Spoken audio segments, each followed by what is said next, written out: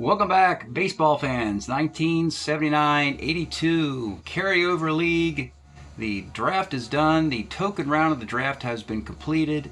Just a recap of what goes on with this league. Remember, we start the season with 384 guys carried over from the previous year, 12 per team. Here's a look at some of the names of the players. And I'll scroll all the way down here. And you take 12 players on 32 teams, that's 384. So then you have an 8-round draft, and 32 teams should collect 256 players. And when you scroll all the way down, row 256. But the one aspect in the token round is teams can simply improve a player during the draft, so they don't really add a player. In the case here, it's highlighted in this case. This light green shade indicates an improved player. So in the year of 82, the team Toronto, they had Damaso Garcia on their team, and they decided to just improve him to his 1982 card, for example. And we have more of these. There was a total of 20 of these improvements. And so that means that there are 20 holes in the roster. And we need to fill those. And also, a team can then just decide to just look at the roster, and maybe some of the 12 guys they've been carrying on, maybe they don't like them anymore, and they find somebody better on the street. So that's why we have the token round of the draft. And what does a token round mean? It means that as soon as the season ends and you get your draft order, beginning with Toronto, finishing with the Dodgers who won the World Series, each team collects 5 tokens to start the off-season process, for a grand total for 32 teams of 160 tokens. And that means that you have to get down to the proper number of guys you want to keep, waive, and retire before the draft starts, and then you can make moves in the draft. You can make trades in the draft. Most of the time, it's a 1-for-1 player trade of equal value. But when a team gets an advantage, then the disadvantaged team is awarded a token, and one is removed from the other team. It's usually just a way of balancing a trade, and it is just one token. Now, occasionally, in the most extreme cases, when you have a Hall of Fame player and he moves in this manner, it is 2 tokens. Let me just kind of highlight over here, the Mets over here. They got a +2 as soon as the season ended because they allowed Pete Rose to migrate to the Phillies in 1979, just like he did in free agency. So it cost Philadelphia 2 of their 5 tokens for that free agent pick, leaving the Mets. And then the Yankees. They lost 2 tokens because they were to get Rich Gossage from Seattle, another Hall of Famer. And then is there any other Hall of Famers in this? Over here, Toronto, wanting to make a splash, would get Rod Carew, the Hall of Famer. Rod Carew, instead of going to California from Minnesota, he was sent to Toronto because Toronto needed a marquee player to put their franchise on the map, and they had nobody in the late 70s, early 80s. It took a while till Toronto got started, but now they got a Hall of Famer, Rod Carew. And it worked out better for Minnesota because you don't really want to send Rod Carew to the California Angels, who are already loaded. Then there are more transactions later. And as we get late in the process, because the draft is nearing an end, you have inflation. You're going to the grocery store and suddenly, the price of milk is doubled or tripled. And now if you want to make a deal, and here's an example right here. Toronto got their 2 tokens back. The Giants, all they wanted was catcher Ernie Whitt. 1982, nice year for Ernie in a platoon. That's all they wanted. And the Toronto said, okay, it's going to cost you 2 tokens because Ernie Whitt is part of the Toronto future in 83, 84, 85. So he got the same value, 2 tokens. That's inflation, folks. Rod Carew, way up here early in the process, is worth 2 tokens, but when you're near the end, now you got to pay through the nose for a platoon catcher like Ernie Whitt. There's another one involved in this. California had to pay 2 tokens for a lefty setup guy named Dan Boone. Boston wanted Bob Ojeda back from Florida, who claimed him in an expansion draft. And Florida said, all right, you can have your guy back. And Boston literally had to pay 2 tokens to get their own player back, because that's why you have a redraft in individual years, to spread the talent through these expansion teams. That just gives you some idea of token use. Of course, we all start with 5 and 160, and we finish with 160. And every time I have a token add and subtract, I put it in the same column, and I get a reconciliation down here. And normally, in most years, the top team with tokens may have 7, and the low team may have 3. But in this year, we had 8 tokens for Arizona, 8 for Florida, 8 for Cleveland. And on the low end side of things, the Angels only had 1 token, and the Yankees had 0. That's right, 0 tokens, which means the Yankees pretty much had to wait until opening day before they could address any weaknesses in their roster. They could not patch up any mistakes. They basically have no undrafted free agency, is the way of looking at it. The token round is like your undrafted free agents in the NFL making a team over keeping a player from the previous year's status quo. So without further ado, let's take a look at the token round of the draft and how that played out. And so we start right after the 256. We start right down here and begin the token round of the draft. This is going to be the year a player is picked and the player number in that year, the team doing it, and then the team player stats here. And the first player, the first team was Arizona. They were the first of the low drafting teams with 8 tokens. So Arizona, Florida, and Cleveland would go first, second, and third with their 8 tokens. Arizona was looking for a designated hitter.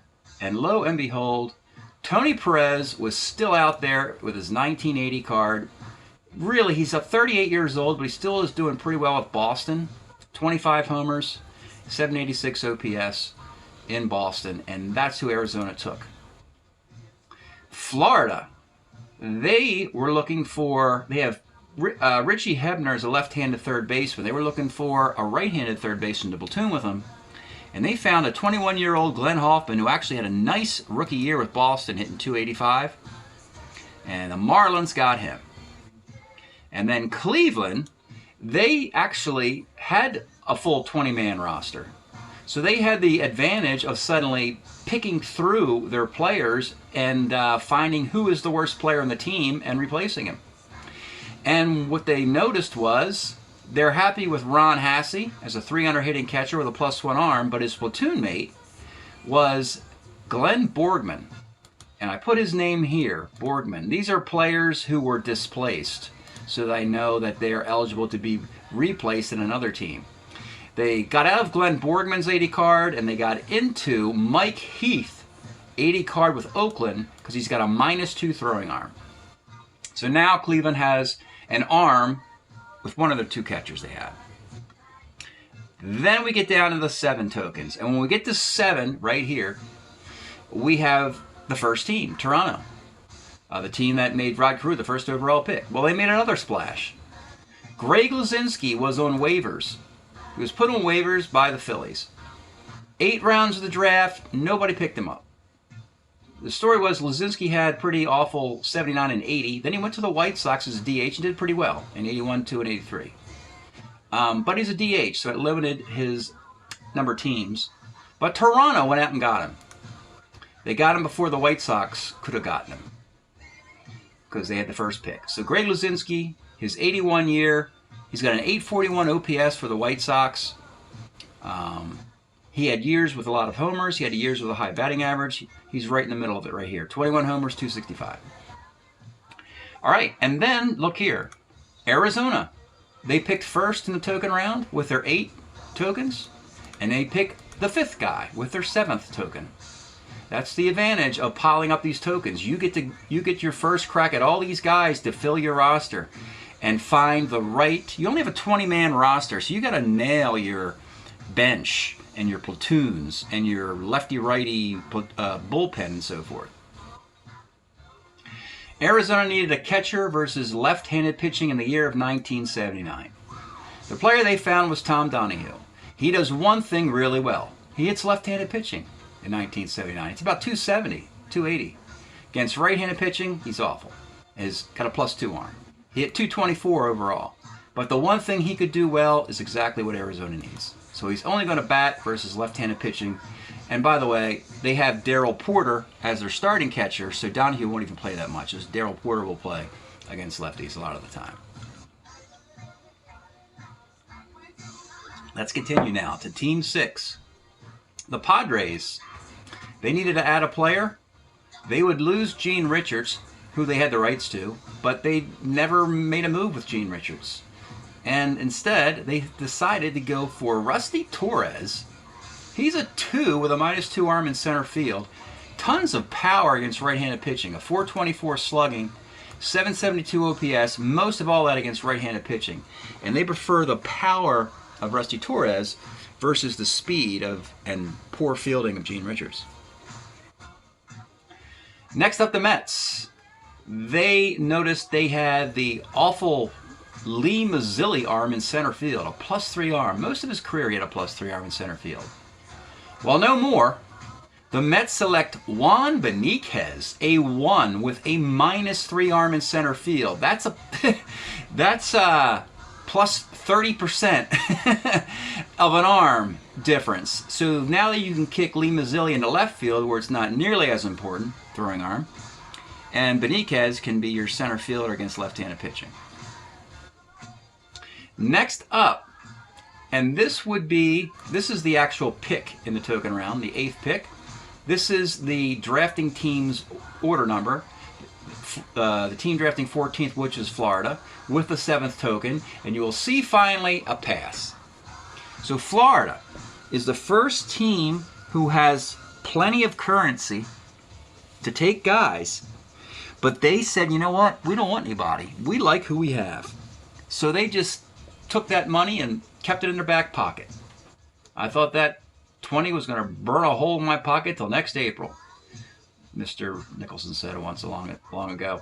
Anyway, so who did they draft that they like so much? Let's go take a peek. Why is Florida so happy?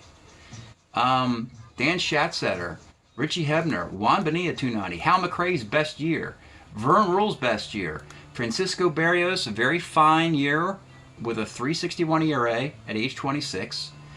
And then the two Eddies, Eddie Milner and Eddie Miller, two speedy, quick outfielders with range. And they decided that there wasn't anybody they wanted to replace on the team in the carryover, so they just stopped.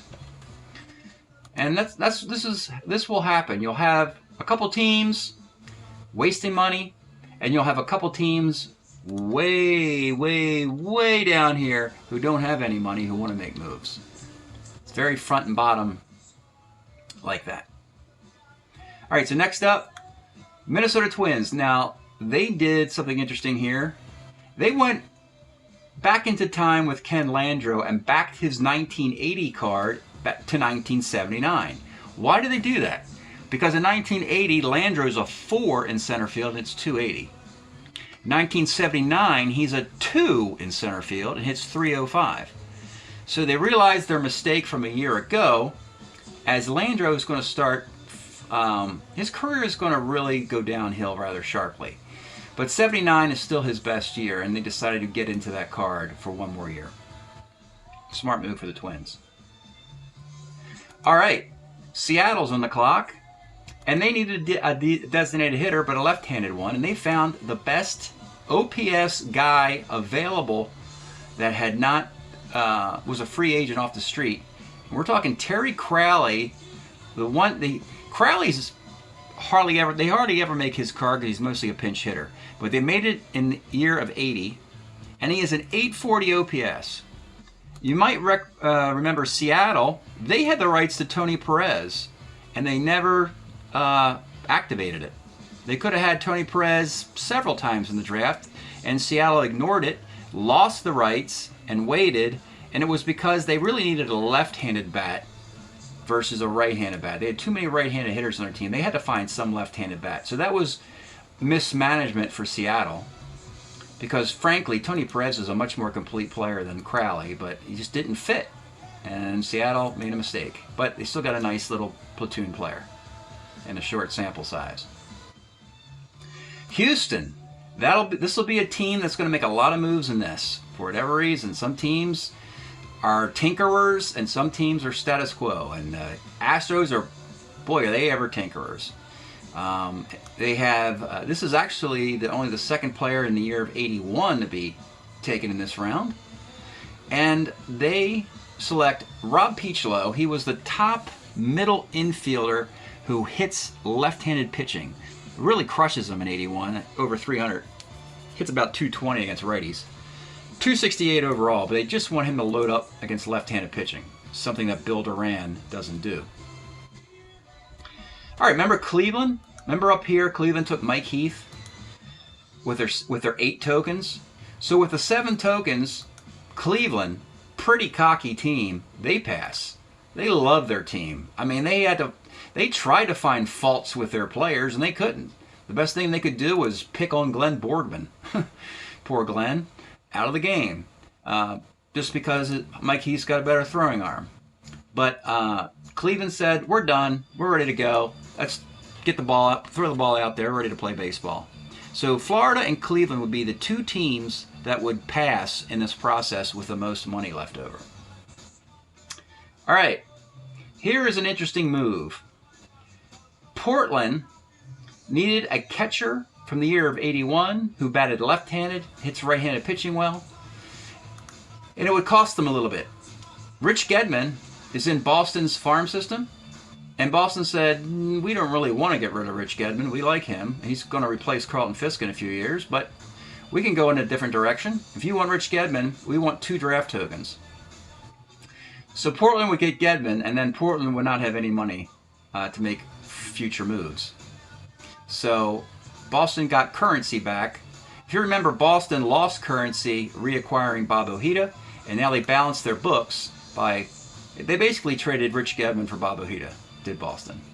And frankly, Ojeda, I think, overall, is probably a better player than Gedman, though Red Sox fans can chime in if they feel otherwise. Next team up, Toronto. You notice we're back to Toronto. An entire round has gone by. The 8s, the 7s, and now we start the 6 token teams. See the 6 here? Toronto takes a third baseman against left-handed pitching who could also play short and second, a utility player, Louis Gomez, who actually was with Toronto. Sometimes I will try and match a player, his traditional major league team, with my team just to make the league more realistic when I can. And I found a match here. I try and do this a lot if I can. Now you're going to start seeing more passes. When Florida passed up here and when Cleveland passed, they will always have to pass. You can't jump back in. But we have new teams. We have the White Sox. And the White Sox did make a move. They have 6 tokens. They're very confident with their team. They pass.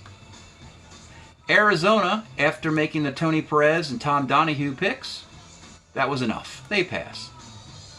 The Padres, all they needed was Rusty Torres. They pass. The Mets, all they needed was Juan Beniquez. They pass. And of course, we know Florida passed earlier. All right, now we're back to Minnesota. Last we saw the Twins, they took Ken Landreau into the time machine back into 1979, which meant they needed a 1980 player. So, to replace the 1980 player Landreau once was, they took 1980, a guy who was put on the retired list, the infielder Dave Roberts, not the left-handed pitcher, but the infielder Dave Roberts, a right-handed hitter with power, a 383 slugging, but it's much better against right-handed pitching. And so they're going to use him primarily at second base, but they also have Rafael Landeskog, a speedy switch-hitting second baseman. So they have a couple different ways to go at second base. Switch hitting and speed, or power and a right-handed bat.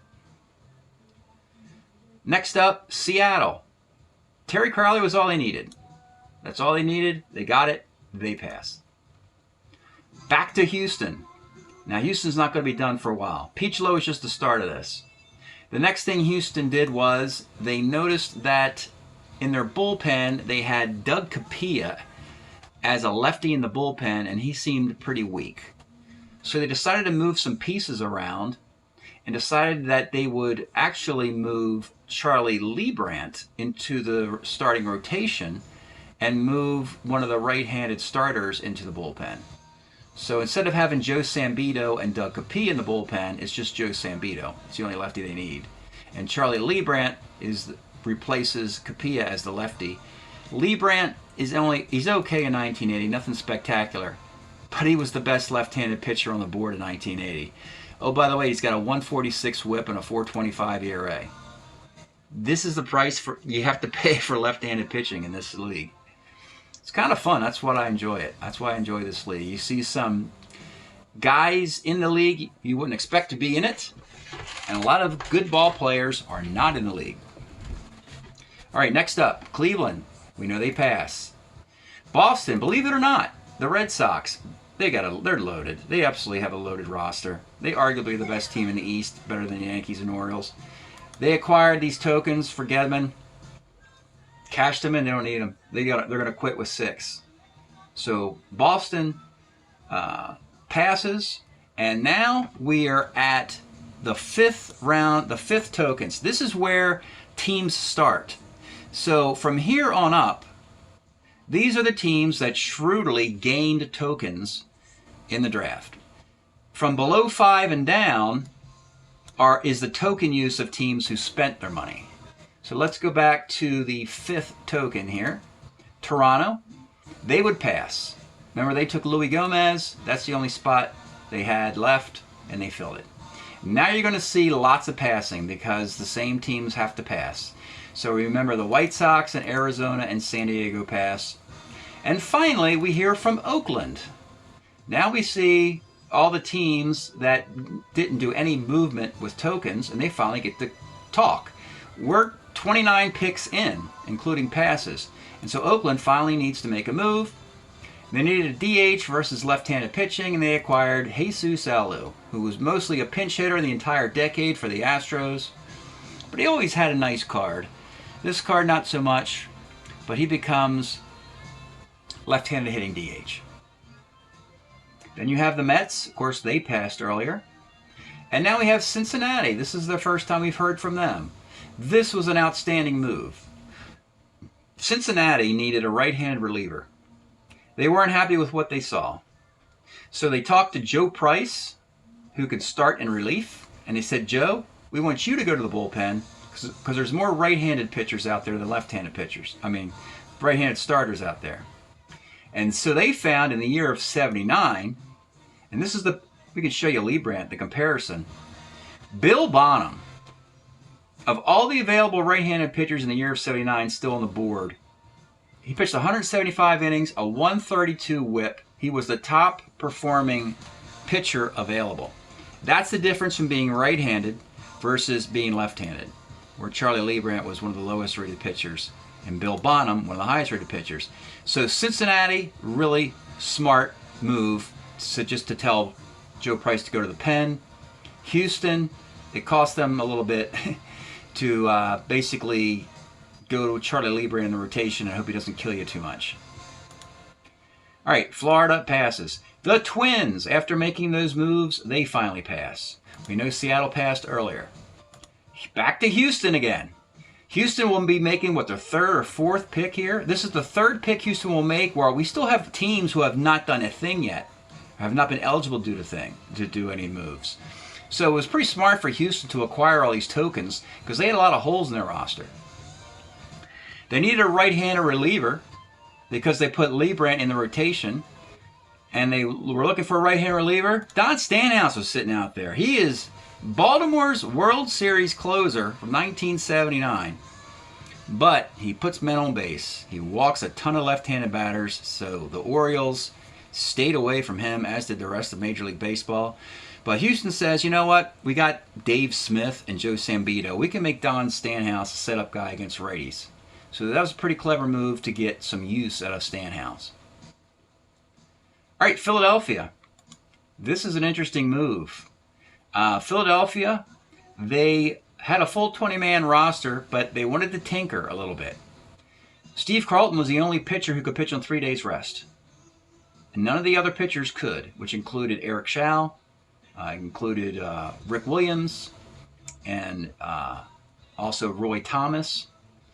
So they decided that they would get rid of Don Ossie, a very capable setup guy, but there's a bunch of those out there, and go with Ray Burris, who can pitch on 3 days rest in 1981. He's 30 years old, did it with the Expos.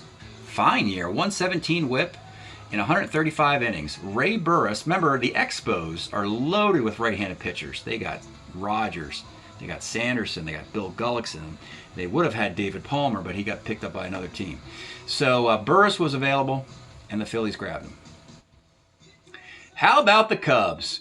These guys were crossing their fingers and toes, waiting for the 37th pick of the draft, and were hoping, please don't take Craig Reynolds. Please don't take Craig Reynolds. Please don't take Craig Reynolds. Well, lo and behold, they would get Craig Reynolds. And they're doing a celebration in Chicago because they needed a left-handed hitting shortstop only who could play full-time, hit left-handed pitching, and had a card in all 4 years. And this is that unicorn, Craig Reynolds. So there was no other player that fit that other than the Cubs having 10 right-handed hitters on their team and only 2 lefties. And again, in a league like this, you only want to have at least 3, 4, or 5 lefties in your starting lineup, and the Cubs had like 1 or 2. So they got a left-handed hitting shortstop, and this would be a nice year for Craig Reynolds. 265, handles the bat well, can steal some bases, bunt, hit, and run. Nice pick for a team that desperately needed him. A lot of these other teams probably could have used Craig Reynolds too, but you know, it was mandatory for the Cubs. All right, we have some more teams that pass. We introduced Las Vegas. How about that? An expansion team. Content. They weren't really traders at all. They started with 5 tokens, finished with 5 tokens, and didn't decide to use any of them.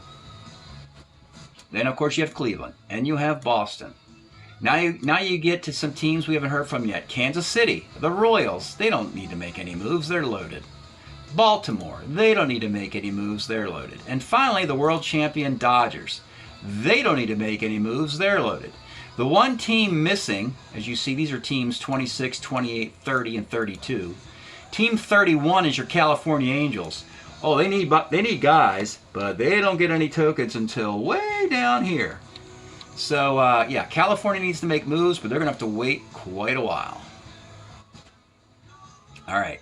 So now we're down to the 4 token guys. 4 token guys. Back to Toronto.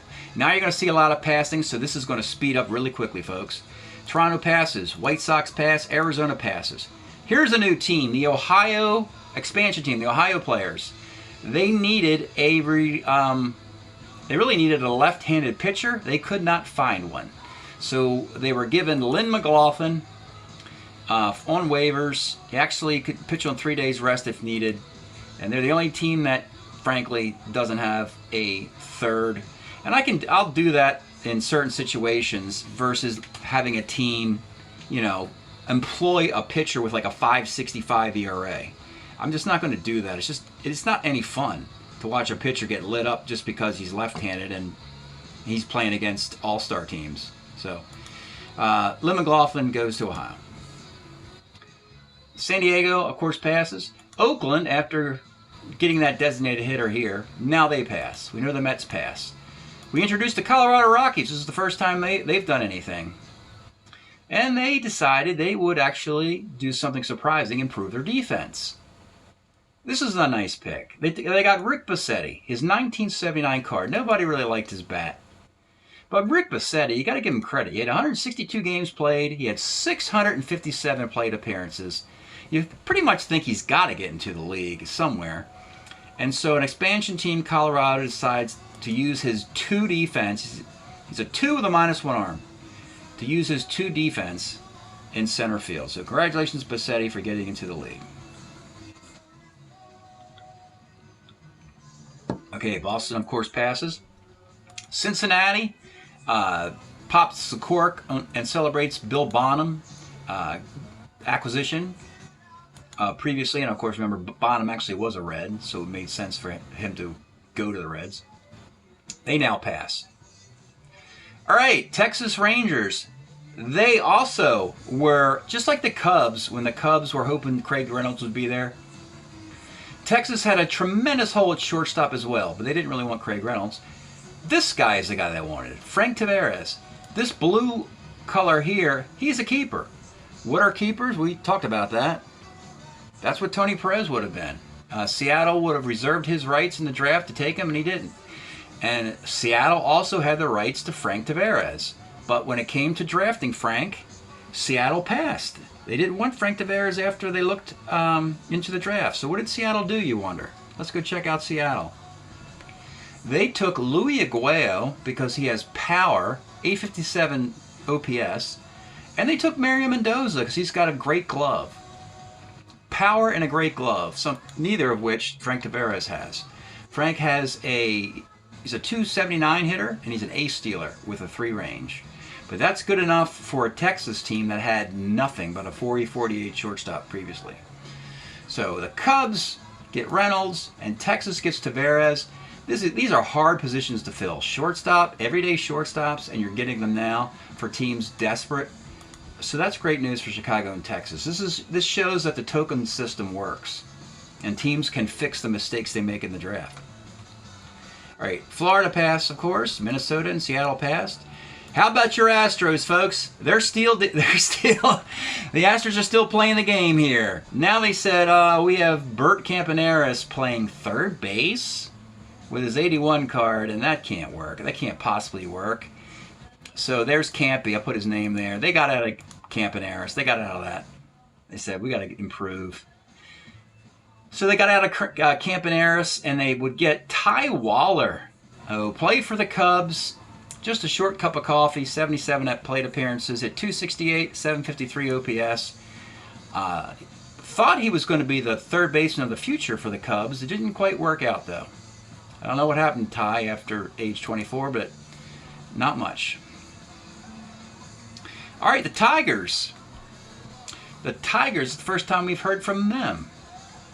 They needed a third baseman against lefties, and this is another one of these handshake agreements with Aurelio Rodriguez.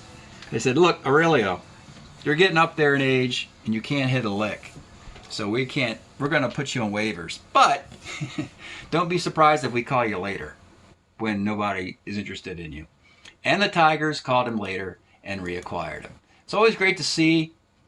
This is the team, Detroit, who put him on waivers, which is what the W means. And Detroit is a team that took him off of waivers. We also saw that occur in the draft. I can go refer to this. When the Yankees reacquired Lou Piniella, who they put on waivers. They said, hey, Lou, we know you're a Yankee, but you're 38 years old. If you want to, look for a job elsewhere, you can. But stay close to the phone. We might call you at the end of the draft. They did. Okay, let's keep going here. Having some fun here, folks. All right, next up. Oh, the Phillies. Oh, man, they are killing this thing. And if you went to the 1980 World Series and won the division in 81 as well, and you're killing it in the draft, look out, National League. So this is a two-part move here because they have the rights to guys, and they can just keep making moves as long as they want.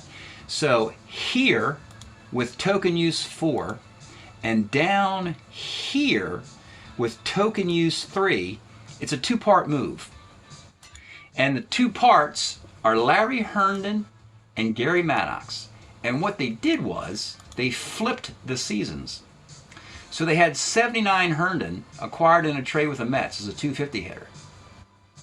And they said, you know what? If we can turn Herndon into his 81 card with the Giants, 81 was a big year for Herndon. It's 288, 740 OPS.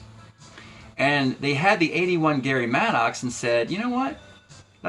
Gary's 31 years old in 81. Let's go back into time and boot him back to 1979. 79, he's an ace stealer. It's 281. So it works out perfectly. You've got two players who have better years in the opposite player's year.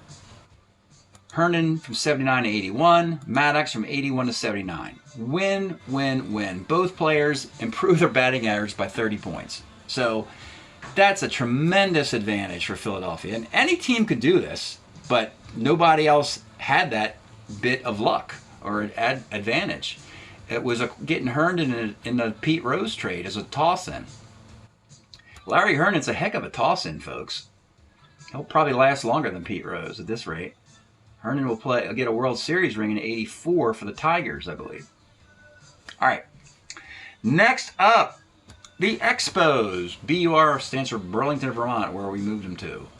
The Expos having a killer draft, and finally, our legitimate playoff. They're a playoff team, hopeful, division hopeful. This is their year. This is their Blue Monday. 79 to 82 is the height of the powers of the Montreal Expos organization. They needed a designated hitter versus left-handed pitching. And what you also can do is, well, who's our worst position player? And that would be Al Oliver, who was a .420 at first base. So move him to DH versus left-handed pitching.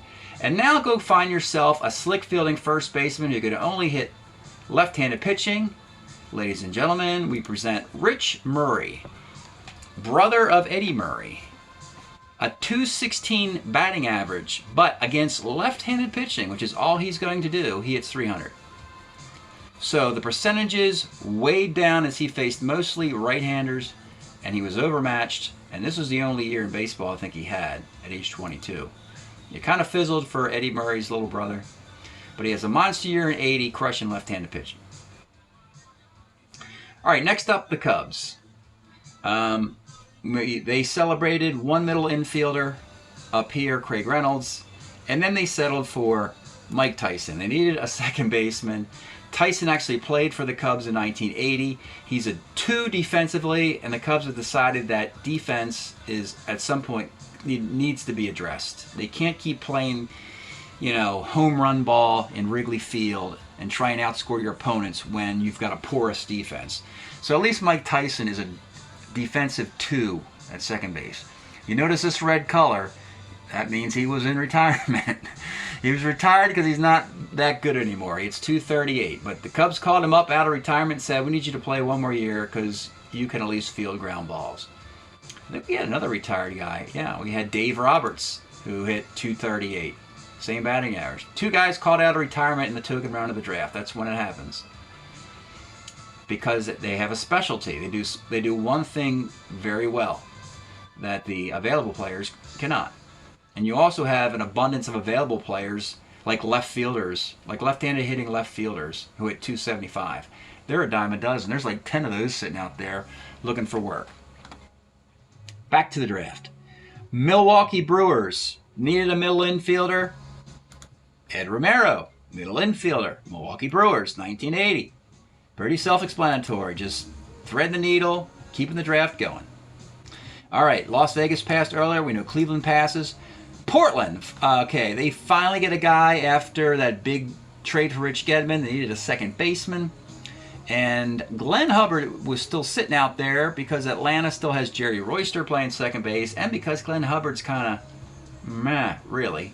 From 79 to 82, he's just, he's good defensively, but nothing really special happens with his bat. So that's why he lasts to the token round. Next up, Pirates. First time we heard from these guys. They wanted to solidify third base.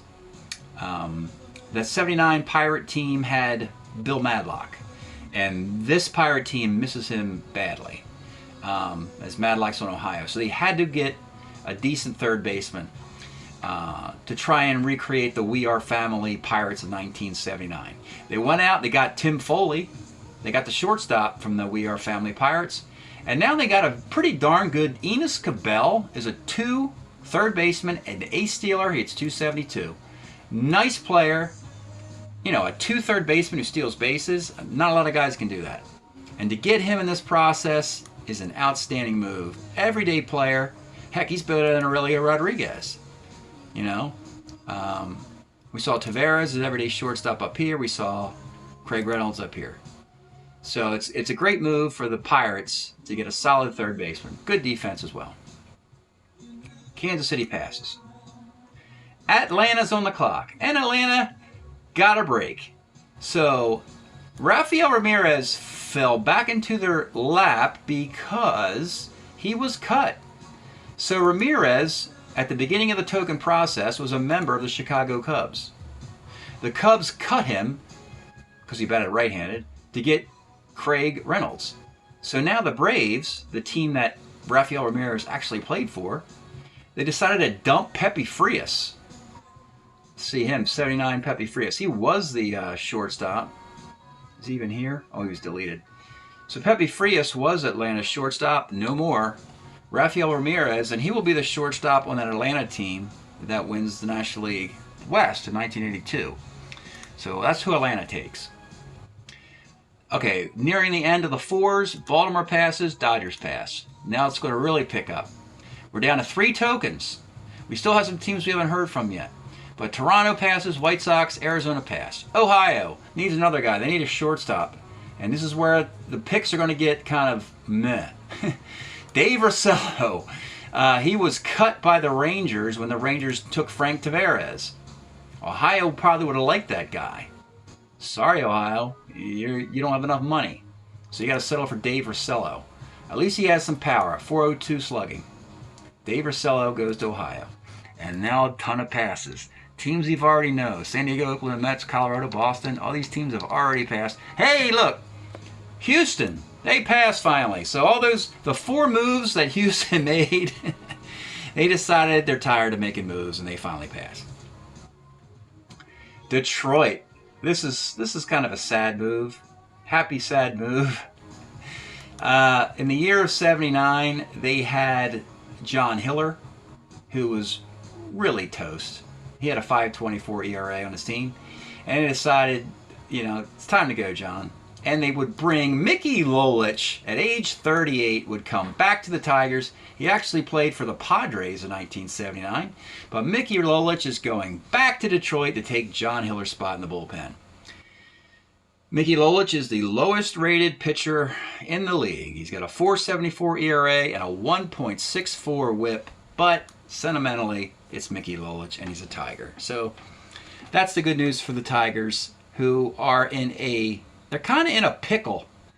They're in the same division with the Cleveland and the Expos, and I just don't think it's going to look good for the Tigers this year. They might have a hard time making 500. They're not very good. Phillies. This is, of course, the Gary Maddox part of that 2-prong trade. Then the Expos passed after landing Rich Murray. The Cubs are done. All they needed was Mike Tyson and Craig Reynolds in the infield. Now they're done. Brewers needed a third baseman against left-handed pitching with some defense. And they found the guy who used to do that for them. Sal Bando at age 35. Was with Milwaukee in 79. The Brewers had him in the carryover league last year and put him on waivers. Just like Lou Piniella. Just like... what was the other guy we had here? Aurelio Rodriguez. Yeah, just like him. Sal Bando goes back to the Brewers. He was a pretty good leader for that team, clubhouse leader, as that young Brewer team became a contender in 79. He wasn't with them in 1982, however, when they went to the World Series. Vegas passes. Cleveland, of course, passes. Portland now passes. The Pirates are done. They needed just that Enos Cabell. Of course, Kansas City's done. Atlanta is still making moves. So, after Atlanta got Rafael Ramirez, now at this point of the draft, they finally get their starting catcher against right-handed pitching, and it's this guy. Bobby Valentine. Actually was a Seattle Mariner in 79. Short sample size, but the numbers are pretty good. 276, 405 on base, 742 OPS. Does it mostly against right-handed pitching. And so they're going to use this guy for 1 year, and then they'll be looking for catchers again in the future. Atlanta devalues catchers more than any other team. They lost Bruce Benedict, oddly enough, to Seattle. I forget who else they had besides Bruce Benedict, but they just don't have any catchers in the system. And they might regret losing Bruce Benedict, who was a very solid catcher for them. Baltimore and the Dodgers, of course, pass. Now we get down to 2 tokens, and now most of the league is done. Toronto, the White Sox, you see all these teams, they're all done, they're all passing. Tigers still making a move. Now, the Tigers, we knew sooner or later, when Philadelphia cut Don Ossie, it was only a matter of time till a team had the fit. And that team is Detroit. Don Ossie's great year that Philadelphia cut was a year in 81 where he had a 2.34 ERA in 65 innings and a 1.22 whip. It was an excellent year for Don Ossie. But the Phillies wanted to make room for a pitcher who can pitch on 3 days rest, Ray Burris. So good news for Detroit. And I kind of think it's a makeup move. Remember they got Mickey Lolich here? That's going to kill your bullpen. But fortunately, they had a spot in 1981 to fill, and that spot used to belong to, he's not listed here either, Dave Rozema. So Dave Rozema, who was a starting pitcher in 80, he kind of goes through 79, 80, 81, 82. It's kind of a relief starter. Nothing really stood out. But Dave Rozema was put on the street and displaced by Don Ossie. So this is a big get for the Tigers. The right-handed side of their bullpen is nice. They got Aurelio Lopez, Senior Smoke, and Don Ossie. The left side is Pat Underwood and, of course, Mickey Lolich. I don't know how far Detroit will get, but hopefully teams won't load up against them with their bats that crush lefties because they are very weak at left-handed pitcher. Oh, and by the way, the starting pitcher for Detroit is Jim Cott. I'm going to call right now Detroit has the worst left-handed pitching in the carryover league. So it's up to the Expos, oh my goodness, who have a ton of right-handed hitters to just crush the left-handed pitchers of the Tigers in that division. Sorry, Detroit. All right, so now you're seeing a bunch of passes finally. Down to 2 tokens, and it restarts down to 1 token, down to 1 token, and finally we get the California Angels, 146 picks in. Probably half of these are passes. So now the Angels can finally get a guy. And they lucked out and found a really nice player in the year of 1980. Tim Blackwell. He's a switch-hitting catcher. He was a Cub. He had a -2 arm. Was just sitting out there playing his day. And he was picked up by the Angels. Were there any other catchers? Well, Bobby Valentine was taken by Atlanta, but the year was different. It was 79. That was the problem. You have to get the year right. You specifically need 8 guys in year 1, 6 in year 2, 4 in year 3, and 2 in year 4. And so they had to take a catcher from the year 1980, and Atlanta found Tim Blackwell out there. 272, 745 OPS, -2 arm switch hitter. Great player. Brian Downing has a +1 arm, so now you got Blackwell with a -2 arm. You can make Brian Downing a DH, which would put, oh boy, Don Baylor in the outfield. Now, this is California. They just want to overwhelm you with offense anyway. All right. We talked about the number of tokens. We're down to zeros. Everybody should be done. Everybody should be done, but no. The Yankees with 0 tokens. This is now like everybody is leaving Florida and heading back home for opening day. And the Yankees needed an infielder, a utility infielder who bats right-handed because they have Larry Milbourne, Greg Nettles, and Bucky Dent. They added Rob Andrews, who was fine. Rob Andrews at 260. Does it mostly against left-handed pitching. He's fine. Nothing special. It doesn't matter that much. It doesn't, any utility infielder would have done this job okay. All right. Then California wasn't done. A team loaded with right-handed hitters. And in the infield at second base, they had Bobby Grich. They had Doug DeCinces at third. They had Bill Almon at short. 3 right-handed middle infielders. They needed a left-handed hitting middle infielder. They found Tim Flannery, who could play all infield positions. He has a nice year in 1981, hitting .254 to fill out California's roster. And then after that, finally, folks, there it is. Everybody's out of money, out of time, and it's plenty of passes. So the bankrupt teams, Yankees and California, wound up with Rob Andrews and Tim Flannery. And the teams who had lots of money end up with Tony Perez, Greg Luzinski, etc., so on. And so that means the token round of the draft is done, and this league is ready to go. The Fall League of 1979-82 is ready to start. We're going to get it started, pick up with it midway with the Game of the Week broadcasts we have on Saturday, as I don't do a lot of broadcasting in the autumn during football season. So look forward to Fall League baseball coming up soon. Great fun. One of the most interesting and exciting token rounds of the draft. Good players, a lot of volume, a lot of tokens, and a lot of teams patching up. Great. This is the best part of being a general manager, just finding the perfect piece to complete your team with, no glaring weaknesses if you can. That's it tonight. Thank you very much, folks, for following this stuff. I know it's hard to comprehend a lot of these maneuvers, but there's a science to it that I continue to tweak in the many, many, many years I've done the Carryover League. And I appreciate you following along when you can. Have a good one. We'll see you next time.